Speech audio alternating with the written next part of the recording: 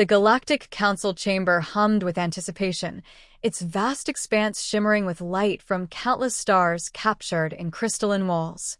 Representatives from the most advanced civilizations in the galaxy sat in their designated positions, their forms as diverse as their cultures. Some were gaseous beings that pulsed in rhythm with the vibrations of the chamber, while others were mechanical constructs with glowing cores. All eyes, or their equivalents, were fixed on the central platform where the debate about Earth's inclusion unfolded. "We've never extended an invitation to a species this primitive," rumbled a large, scaled being whose voice resonated like grinding stones. "Their advancements are negligible. What could they possibly contribute? They've barely achieved stable planetary unity," chimed a being composed of liquid metal, its form shifting with each syllable. Their entry into interstellar travel was a chaotic stumble, not a triumph. A crystalline entity, known for its historical analysis, projected a glowing hologram of Earth's technological timeline. "True," it began, "their development has been alarmingly fast, but that could be their downfall. Rapid growth often leads to instability." The council murmured in agreement, though a few voices rose in dissent. "Speed isn't necessarily a flaw," countered a representative with a body of pulsating light. "It suggests adaptability, perhaps even resilience. We should not dismiss them outright." Despite this minority opinion, skepticism dominated. Earth's technological progress, from combustion engines to interstellar drives, had occurred in a fraction of the time it took the oldest civilizations present. To many, this was either a fluke or a dangerous anomaly. A ripple of tension coursed through the room as the presiding official, a towering being with a lattice-like body emitting soft, resonant tones, addressed the assembly. The humans were invited because of their rapid progress and unique perspective. Yet, their silence in the lead-up to this meeting is unusual. Perhaps we overestimated their readiness. The chamber's atmosphere thickened with unease.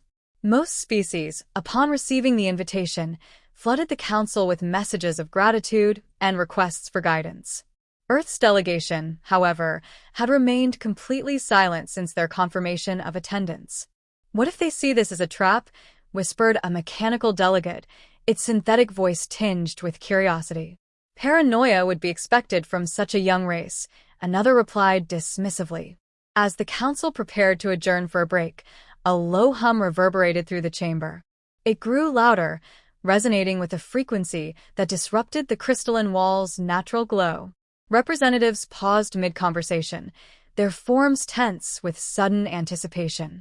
"They're here," announced the presiding official. A holographic feed projected Earth's fleet approaching the council station. Gasps echoed through the chamber. The ships were unlike anything they had seen, sleek, angular, and emanating energy signatures that defied known metrics. They moved with an elegance that belied their supposed technological inferiority. A crystalline delegate's voice trembled with disbelief. This wasn't in the projections. The council members watched in stunned silence, their carefully maintained assumptions crumbling. Humanity had arrived, and they were nothing like the council had expected. The tension in the chamber was palpable as the council members exchanged uneasy glances. Humanity's declaration had shaken them to their core. For millennia, the Galactic Council had been the pinnacle of interstellar cooperation, a body led by the oldest and most advanced species in the galaxy. Now, a race less than a century into spacefaring technology had just boldly declared its intention to not only join, but to lead. A mechanical delegate, its glowing eyes flickering, was the first to speak, its voice tinged with skepticism. "Lead? Your species is far too young, far too volatile to take such a role. You have no experience in the delicate balance required to manage the complexities of galactic politics." The human ambassador stood firm, unfazed. "You misunderstand. We're not here to disrupt, but to offer something new. Humanity's rapid ascent is no accident.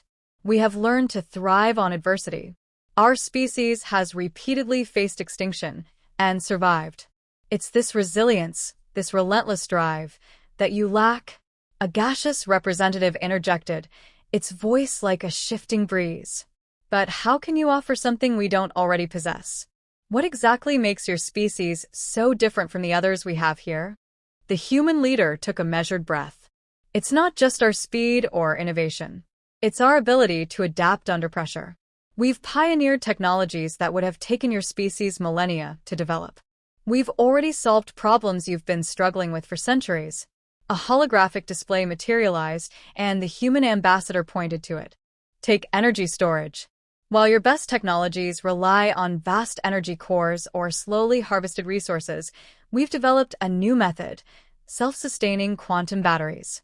They don't require vast infrastructure or rare materials, just the raw energy of space itself.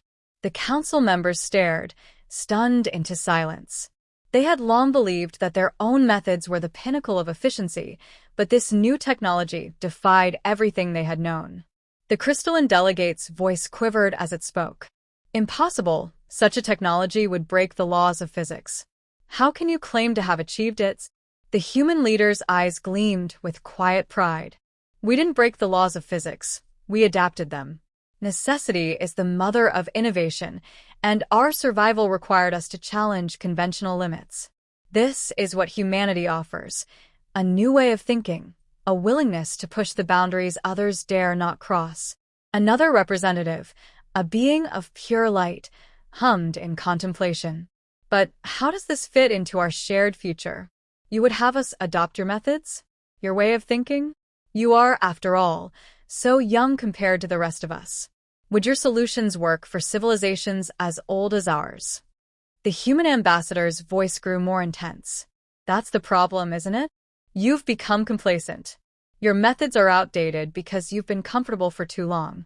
You've had centuries of stability, and in that time, you've lost sight of what it means to fight for survival. Humanity never had that luxury. We've learned that real progress comes from challenging everything, taking risks, making mistakes, and rising from them. A long silence followed as the council members absorbed the weight of the human's words. The mechanical delegate was the first to break the quiet. We still do not understand the full extent of your capabilities, nor can we ignore the risks of such a rapid rise. Can you guarantee the stability of the galaxy with such untested methods? The human leader's gaze was unwavering. I can't promise stability. No one can. But I can promise this: humanity will fight for the future of this galaxy, not as a follower, but as a leader. We will not falter. We will not bow to the status quo.